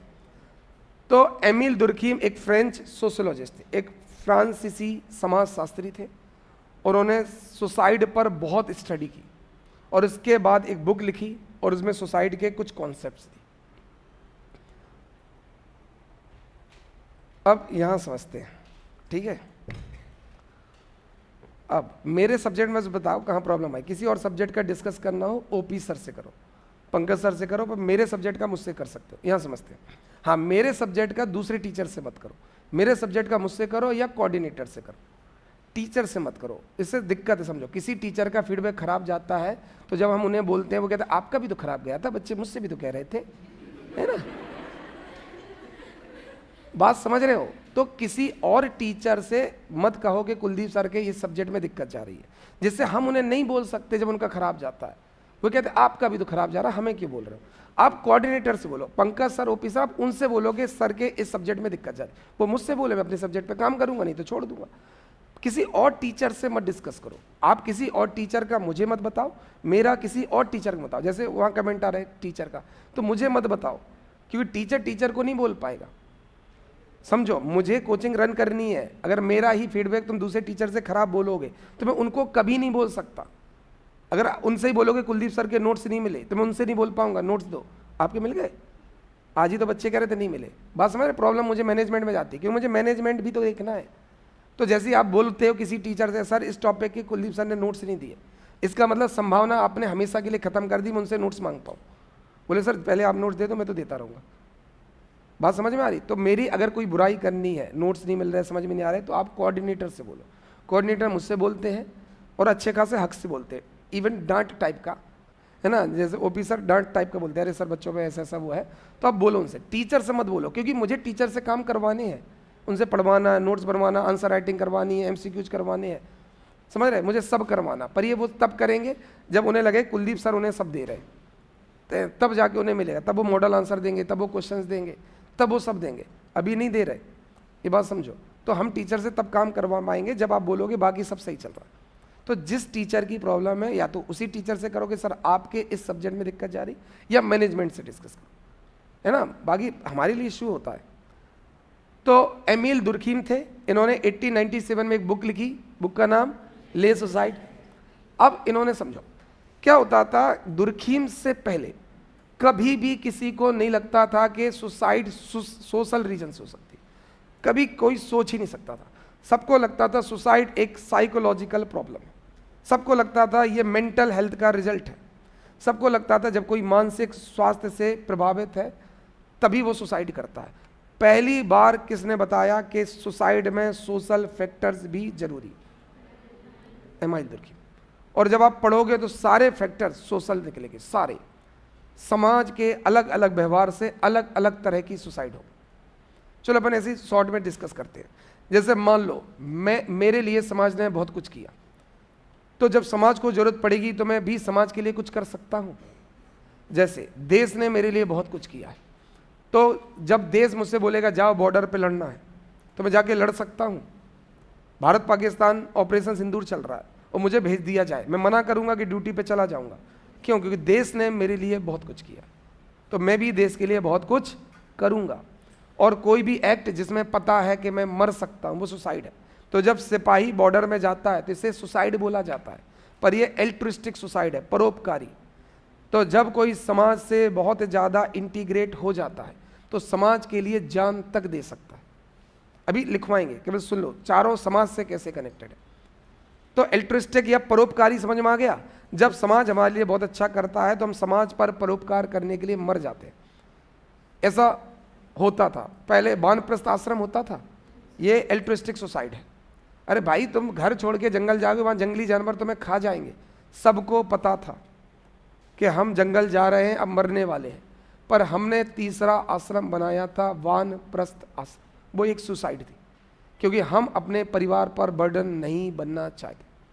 मैंने जिस परिवार के लिए किया है उस परिवार में अब अनाज की कमी है, क्योंकि खेती पत्थरों से हो रही, स्टोन एज, ब्रॉन्ज अभी तो हुआ भी नहीं, इतना अनाज भी नहीं कि बुजुर्गों को खिलाए, इसलिए बुजुर्ग होती कहाँ चले जाते थे? वानप्रस्थ। तो वानप्रस्थ आश्रम एक सुसाइड है। सांथारा याद है, जो पूरा जीवन जी लेते सांथारा पे चले जाते थे। बात समझ में आई? ये तो ऐसे बहुत सारी सोसाइटी हैं जहाँ बुजुर्ग सुसाइड कर लेते हैं अपने परिवार का बर्डन कम करने के लिए। तो जब आप किसी पर परोपकार करते हो, जैसे एक सिपाही देश पर, एक बुजुर्ग अपने परिवार पर, तो इस सुसाइड को कहते हैं परोपकारी आत्महत्या, एल्ट्रिस्टिक सुसाइड। समझ में आ गया? क्या समाज से इसका लेना देना है? अरे जब मैं समाज से जुड़ाव रखूंगा तभी तो समाज के लिए कुछ करूंगा। अरे मुझे देश से कोई फीलिंग नहीं आ रही, कल मुझे बॉर्डर में भेज दिया जाए, अरे मुझे नहीं आ रहा, मैं तो दूसरे देश चला जाऊंगा नागरिकता लेने। बात समझ में आ गई? जब जुड़ाव होगा तभी तो मैं अल्ट्रिस्टिक सुसाइड करूंगा। तो पहला टाइप समझ में आ गया, क्लियर? दूसरा, समाज से आइसोलेशन हो गया। आइसोलेशन, किसी बॉयफ्रेंड का गर्लफ्रेंड से आइसोलेशन हो गया, किसी पति का पत्नी से या पत्नी का पति से तलाक हो गया, किसी को वृद्धाश्रम में छोड़ाए। बहुत तरीके हो सकते हैं ना अलग होने के, आइसोलेशन के। बच्चे अपने माँ बाप को वृद्धाश्रम में छोड़ सकते हैं। क्या गर्लफ्रेंड बॉयफ्रेंड के बीच ब्रेकअप हो सकता है? क्या पति पत्नी के बीच में तलाक हो सकता है? क्या दोस्तों के बीच में झगड़ा हो सकता है? तो अगर किसी भी वजह से सोशल आइसोलेशन हुआ और व्यक्ति ने सुसाइड कर लिया, ठीक है, तो उसे बोलते हैं ईगोइस्टिक, उसे बोलते हैं अहमवादी आत्महत्या। तो क्या इसमें भी सोसाइटी का कोई लेना देना है? जब भी सोसाइटी के दूसरे मेंबर से आपका आइसोलेशन होगा, बॉयफ्रेंड का गर्लफ्रेंड से, पति का पत्नी से, पत्नी का पति से, भाई का बहन से, तो वो कैसी होगी? ईगोइस्टिक। बात समझ में आ गया? जैसे मान लो किसी के परिवार में डेथ हो गई और उसने भी सुसाइड कर ली, किसी के परिवार में डेथ हो गई तो वो आइसोलेशन झेल ही नहीं पा रहा। ये बात समझ में आ रही है? जैसे कोई माँ बाप है, उनकी एक ही औलाद है, उसकी डेथ हो गई, दोनों मम्मी पापा ने सुसाइड कर ली। ऐसे केस देखे गए कि किसी के इकलौते बच्चे का रोड एक्सीडेंट में डेथ हुई, दोनों मम्मी पापा ने सुसाइड कर ली। ये कैसी है? ईगोइस्टिक, आइसोलेशन झेल ही नहीं पाए अपने बेटे से। तो क्या इसका भी समाज से कोई लेना देना है? समाज के दूसरे मेंबर से अलग होना टॉलरेट नहीं कर पा रहे, आइसोलेशन झेला नहीं जा रहा, और इसको क्या कहेंगे? Egoistic suicide. समझ में आ गई? अहमवादी, ये भी आइसोलेशन है, ये भी समाज से ही लेना देना। तो पहला कौन सी थी? परोपकारी, जब हम समाज पर परोपकार करने के लिए सुसाइड करते हैं, अल्ट्रुइस्टिक या परोपकारी। दूसरा, समाज के किसी मेंबर के अलग होने का दुख नहीं झेल पा रहे, तो वो क्या हो जाएगा? समझ में आ गया? तीसरा, अत्यधिक सोशल रेगुलेशन। एक आपने सुनी होगी रघुनाथ राव पेशवा की कहानी। रघुनाथ राव खुद पेशवा बनना चाहता था, पर उसको बनने नहीं देते थे। तो एक छोटा सा बच्चा था, माधव राव नारायण राव, अरे माधव राव नारायण राव, केवल नारायण राव नहीं, क्योंकि वो नारायण राव का बच्चा, माधव राव का ग्रैंडसन, तो माधव राव नारायण राव था। तो उस बच्चे आखिरी उम्मीद थी पेशवा, क्योंकि रघुनाथ राव उसको मानना चाहता। तो एक 12 भाई परिषद बनी कि भाई छोटा सा बच्चा कुछ डिसाइड कर ही नहीं पाएगी, 12 लोग डिसाइड करेंगे। पर ध्यान रखना, वो आखिरी पेशवा था, वो मर जाता पेशवा ही खत्म हो जाते। तो उस पर बहुत ज़्यादा रेगुलेशन रखा। कहाँ जा रहे हो? टायर घुमाने नहीं जाओ, तुम अलग बच्चे हो, तुम टायर नहीं घुमाओगे। कहाँ जा रहे हैं? कंचे खेलने नहीं जाओगे। तो किसी भी बच्चे के साथ उसे खेलने कूदने नहीं दिया जाता था। सुबह उठा दिया जाता, तो उठो जाओ रनिंग करके आओ, तलवारबाजी सीखो, ये सीखो वो सीखो। तो वो आम बच्चा नहीं था, वो पेशवा बनने वाला था। तो उसकी परवरिश आम बच्चों जैसी नहीं हुई, एक्सेसिव रेगुलेशंस हुई। तो पता हुआ क्या, सुसाइड कर ली उस बच्चे ने। माधवराव नारायण राव ने सुसाइड किया क्योंकि सोसाइटी का अत्यधिक नियमन कंट्रोल वो झेल नहीं पाए। तो जब सोसाइटी किसी की लाइफ को बहुत ज़्यादा कंट्रोल करती है तो अपने आप को सफोकेटेड फील करता है, दम घुटने लगता है उस समाज में, उस परिवार में, ठीक है। तो जहाँ फ्रीडम नहीं मिलती वहाँ दम घुटेगा और उससे क्या वो होगा, अलग हो जाए। ऐसे बोलते हैं फेटलिस्टिक, भाग्यवादी आत्महत्या। क्या इसका भी सोसाइटी से लेना देना? हाँ, सोसाइटी के एक्सेसिव कंट्रोल से मर गया वो। तो पहला एल्ट्रिस्टिक है, क्या उसका समाज से लेना देना है? समाज के लिए मरा है। दूसरा ईगोइस्टिक है, समाज से आइसोलेशन झेल नहीं पा रहा। तीसरा फेटलिस्टिक, ये कल पढ़ाएंगे ना, टाइम हो रहा है इसलिए जल्दी जल्दी ब्रीफ करते रहे। अगला क्या है? फेटलिस्टिक, समाज का रेगुलेशन झेल नहीं पा रहा। अगला लास्ट एनोमिक, जहां समाज का रेगुलेशन है ही नहीं। अभी हम लोग क्यों जीते हैं? क्योंकि समाज ने हमें रेगुलेट कर रखा है, हमें बता रखा है कि बच्चों तुम्हें पढ़ना है स्कूल में, जब स्कूल में पढ़ लोगे तो कॉलेज जाओगे, कॉलेज जाओगे तो यूनिवर्सिटी जाओगे, कॉम्पिटिटिव एग्जाम में बैठोगे, नौकरियां करोगे, फिर आपका विवाह होगा, बच्चे होंगे, उनकी परवरिश करनी है, और हमें जीवन को एक गाइडेंस, डायरेक्शन मिलता है। तो क्या समाज के बनाए हुए नियमों से आज हमारे जीवन को एक गाइडेंस है? बिल्कुल है। बचपन है, जैसे पहले आश्रम व्यवस्था होती थी ना, 25 साल तक पढ़ाई करोगे, 25 से 50 तक परिवार पालोगे, गाइडेंस। पर अचानक सोसाइटी के सारे रेगुलेशन खत्म हो जाए, कोई नियम नहीं, जो करना है कर लो, पढ़ाई वढ़ाई स्कूल सब बंद हो जाए, मैरिज इंस्टीट्यूशन फैमिली सब खत्म, कल के दिन परिवार समाज ये सब खत्म हो जाए, समाज का रेगुलेशन ही खत्म हो जाए, तो व्यक्ति क्या हो जाएगा? डायरेक्शनलेस। बात समझ में आ रही? अगर समाज ज़्यादा रेगुलेट करे तो भी सुसाइड कर लेगा, और समाज रेगुलेट करना बंद कर दे तो व्यक्ति पर्पजलेस होगा। और हमने क्या बोला? पर्पज नहीं होगा तो सुसाइड होगी। अब हम लोग क्यों नहीं कर रहे? बचपन से बता दिया ऑफिसर बनना, मिल गया पर्पज, कलेक्टर बनना कलेक्टर, बचपन से सीख लिया, डॉक्टर बनना डॉक्टर, इंजीनियर, ये समाज बताता है। पर समाज पर्पसलेस हो जाए और व्यक्ति उसमें सुसाइड कर ले, उसे कहते हैं एनोमिक। उसे क्या कहते हैं? एनोमिक। मतलब चारों सोसाइटी समाज से लेना दे। समाज के लिए मरोगे, एल्ट्रिस्टिक, परोपकारी। समाज से अलग एक्सेप्ट नहीं कर पा रहे, ईगोइस्टिक, अहमवादी। समाज ने बहुत ज़्यादा रेगुलेट कर रखा है, फेटलिस्ट, और समाज ने रेगुलेशन खत्म ही कर दिया। कितने तरह की सुसाइड होती है? 4। पहला है समाज के लिए मरना, फॉर सोसाइटी, किसमें आ जाएगा? एल्ट्रिस्टिक, परोपकारी। समाज से आइसोलेशन नहीं झेल पाए, अलगाव नहीं झेल पाए, ब्रेकअप हो गया, तलाक हो गया, घर वालों ने निकाल दिया और सुसाइड कर ली, क्या हो जाएगी? ईगोइस्टिक, अहमवादी। समाज ने बहुत ज्यादा कंट्रोल कर रखा है, एक्सेसिव कंट्रोल, एक्सेसिव रेगुलेशन, इतना कि सफोकेट होने लगे। इससे अच्छा तो मर जाएं। पेशवा मरा था, पेशवा की मौत किस तरह की मौत थी? फेटलिस्टिक, समझो, भाग्यवादी। तो जो नारायण राव माधवराव पेशवा मरा था वो भाग्यवादी आत्महत्या की थी, ज्यादा रेगुलेशन से परेशान हो गया था। और अगला एब्सेंस ऑफ रेगुलेशन, रेगुलेशन ही खत्म हो जाए तो उसे क्या बोलेंगे? एनोमिक। तो मुझे बताओ, चारों आत्महत्या सोसाइटी से लेना देना है कि नहीं? चूंकि सब में सोशल ही आ रहा है, इसलिए एमिल दुर्खीम बहुत स्पेशल थे। उन्होंने बोला था आत्महत्या समाज की वजह से होता है, उस व्यक्ति की वजह से नहीं। अगला है एब्सेंस ऑफ सोशल रेगुलेशन, समाज के नियमों की अनुपस्थिति। सच में अगर समाज में परिवार, विवाह, शिक्षा सब हटा दिए जाए, व्यक्ति सुसाइड करता रहेगा, उसे पता ही नहीं अब करना क्या है, किसके लिए जीना, किसके साथ रहना। बात समझ रहे हो? तो अगर रेगुलेशन खत्म कर देंगे तो भी सुसाइड हो। तो एमिल दुर्खीम ने कितने तरह की सुसाइड्स बताई? चारों किससे लिंक्ड है? सोसाइटी से। ये पहले सोशियोलॉजिस्ट थे जिन्होंने सुसाइड में भी सोशियोलॉजिकल फैक्टर ढूंढ दिए।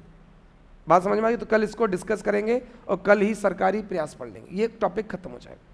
एक बेसिक आइडिया तो लग गया होगा ना सुसाइड कितने तरह की होती है, ठीक है? तो कल इसको डिटेल में पढ़ेंगे चारों, है ना। Thank you.